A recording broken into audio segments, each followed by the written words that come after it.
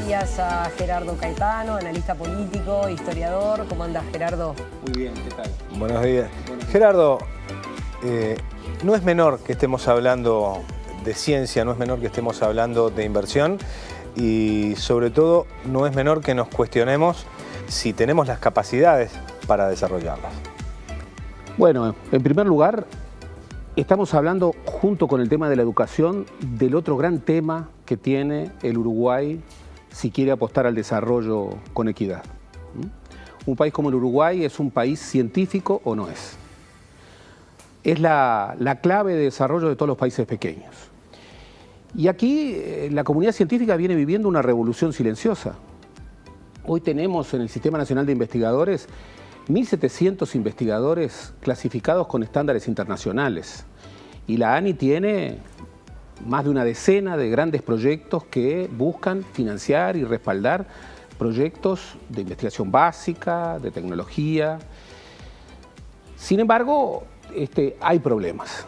Hay problemas y hay una serie de circunstancias que han separado y distanciado, que han agregado enojo al vínculo central entre la comunidad científica nacional, que se ha fortalecido, que está inscrita en redes internacionales, y el gobierno. Recordemos que en la última elección del 2014, las últimas elecciones nacionales, una iniciativa de la Academia Nacional de Ciencias logró que todos los precandidatos presidenciales de todos los partidos firmaran un compromiso nacional por el cual en el quinquenio se iba a alcanzar una suma que es considerada mínima a nivel internacional de una inversión de un 1% en investigación en ciencia y tecnología.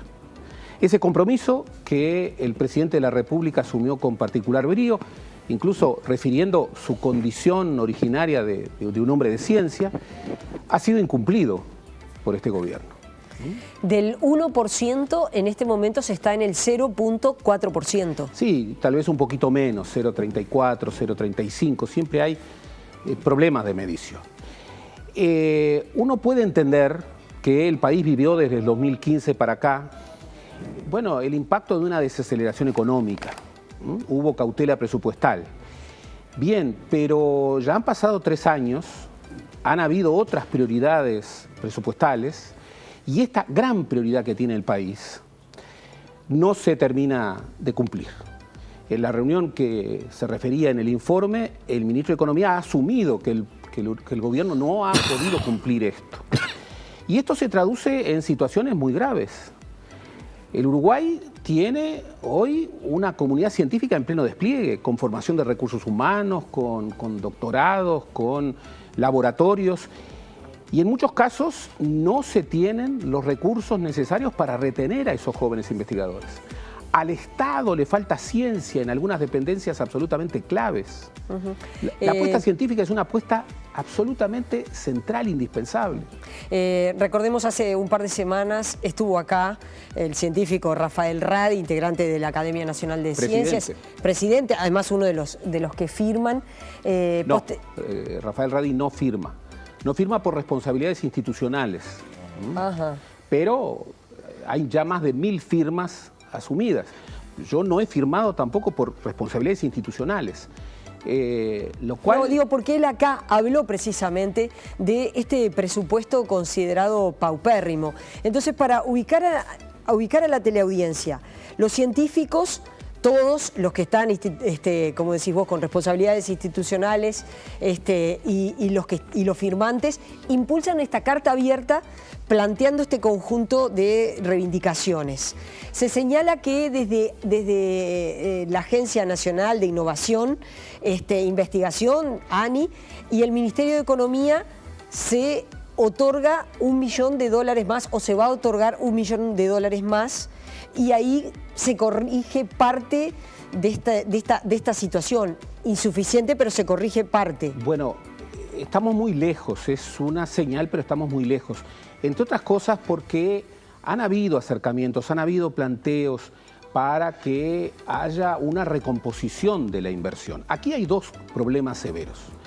No cabe la menor duda de que todos compartimos la necesidad de una inversión mayor en ciencia y tecnología. Y no cabe la menor duda de que esto es una cuestión de prioridad política y nadie puede suponer que las autoridades de la ANI o que las autoridades del gobierno no lo hacen, las autoridades de la ANI no disponen de la posibilidad de hacerlo por razones anticientíficas. No, es una cuestión de prioridad política. Lo que sostienen los investigadores, en un porcentaje muy importante, más de 1000 firmas conseguidas en pocos días, es que ha faltado esa prioridad y que la falta de esa prioridad tiene que ver también con la inexistencia de una política científica potente. El país empezó hace unos años con una política científica. La propia construcción de la ANI, de la cual este año se cumplen 10 años, la creación de un Sistema Nacional de Investigadores, la creación de un gabinete de la competitividad. Bueno, todas esas eran señales en la dirección de una política científica potente. Pero ese impulso se ha quedado. Y en las opciones presupuestales que marcan un poco el rumbo que un país tiene, bueno, esas opciones hoy están generando que haya muchos científicos de enorme valor que no retornan. Haya muchos científicos que hoy tienen bloqueado su desarrollo. Haya muchas comunidades, muchos espacios científicos de excelencia que hoy en el Uruguay no tienen la posibilidad de desplegarse. Pero ¿se ha desnudado de alguna manera alguna dificultad con ese diseño institucional que impulsó en su momento un sistema de investigación que llegó hasta donde llegó, pero ahora muchos dicen, bueno, pues nos detuvimos? Bueno, ahí está el otro problema, porque hay un problema de presupuesto, hay un problema de voluntad política traducida en la inversión. Los países desarrollados, mucho más si son pequeños, tienen que invertir en ciencia y tecnología. Les va la vida en eso, tanto como invertir en educación. Pero junto a eso hay un problema de diseño institucional. Hoy hay un gran problema, hay un gran debate sobre dónde se definen las políticas científicas. Y las políticas científicas necesitan un rumbo continuado, sostenido.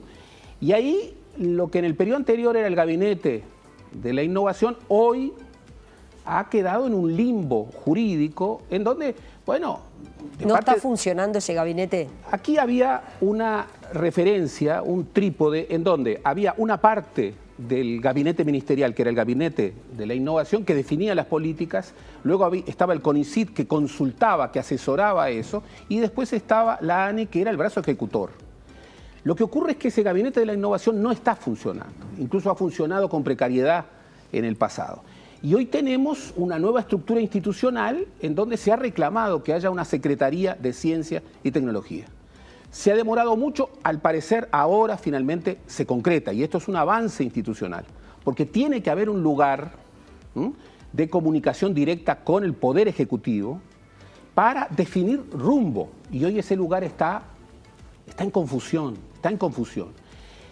Allí la consolidación de algo que ha sido venido reclamando y que en la carta figura, que es la creación de una Secretaría de Ciencia y Tecnología, parece comenzar a afirmarse. Pero la Secretaría emerge en una situación institucional que no termina de resolverse, porque hay otra Secretaría de la Innovación, porque está el CONICYT, porque está el propio directorio de la ANI, y allí no hay un cuerpo que defina, dónde se definen las políticas científicas en el Uruguay.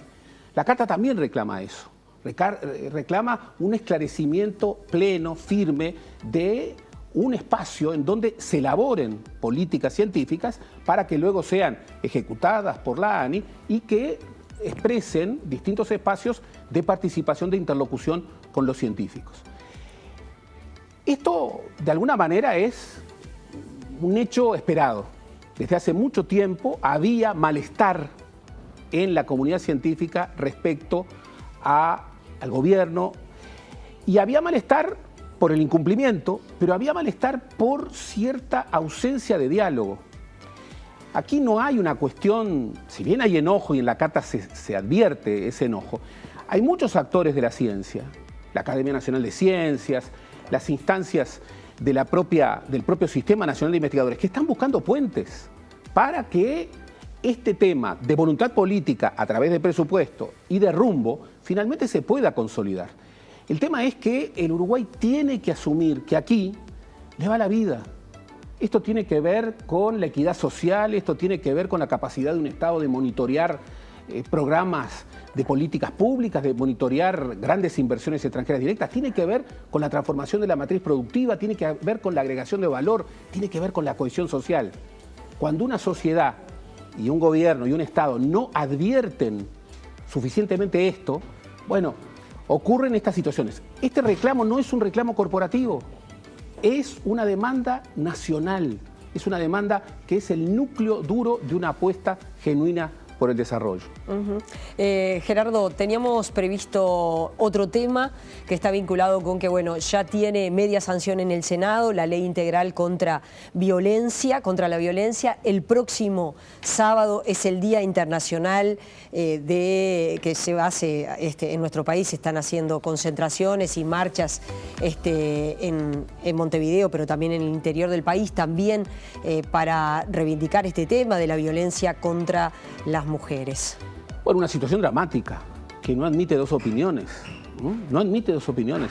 Ya no puede ser un tema de discusión. Si bien tenemos que debatir todo con la máxima apertura de postura, lo que estamos viendo de manera cotidiana, que es la violencia doméstica, la violencia de género, la violencia que está confrontando una situación en donde las mujeres, los niños, los ancianos son víctimas recurrentes de situaciones de violencia, muchas veces asociadas con muertes siniestras. Bueno, aquí hay un problema. Yo escuchaba al secretario general de Naciones Unidas decir que este problema, incluso anticipando su mensaje del Día de Erradicación de la Violencia de Género, tiene que ver con el poder y tiene que ver con la igualdad de género. Y yo coincido plenamente. El tema de la violencia de género es un tema de poder. Y no hemos logrado todavía una sociedad con equidad de género. Y en el Uruguay, que perfila una dimensión de democracia plena, tenemos este subterráneo de un país con índices de violencia de género que es elevadísimo, absolutamente elevado. Entonces, tenemos que preguntarnos, y esto se resuelve por mil formas, pero la primera de ellas es tomar conciencia del problema. Hay quienes se quejan y debaten y está bien respecto a, bueno, si es justo o no, si tiene que ver con un principio de equidad universal, la catalogación de un delito como feminicidio. Bueno, pero esta sociedad que está enfrentada con este flagelo tiene que dar respuestas ante esto. Además estamos viendo que son las mujeres, pero son las niñas. Son las niñas. Claro, parte de ese debate tiene que ver también con que cuando se habla del delito de femicidio como señal, uno se pregunta si es por ahí y si no va por el lado de la elaboración de otro tipo de políticas que vayan específicamente al problema. Porque señales en derecho penal, uno piensa...